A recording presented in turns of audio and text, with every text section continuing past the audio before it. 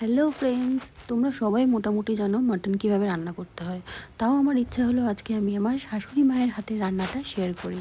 শাশুড়ি মায়ের হাতের রান্না তো একদম ফেমাস, যতবারই মাটন করেছে ততবারই মাটনটা হেভি হয়েছে। তোমরা দেখে নাও এখানেই মাটনটা কীভাবে রান্না করা হয়েছে।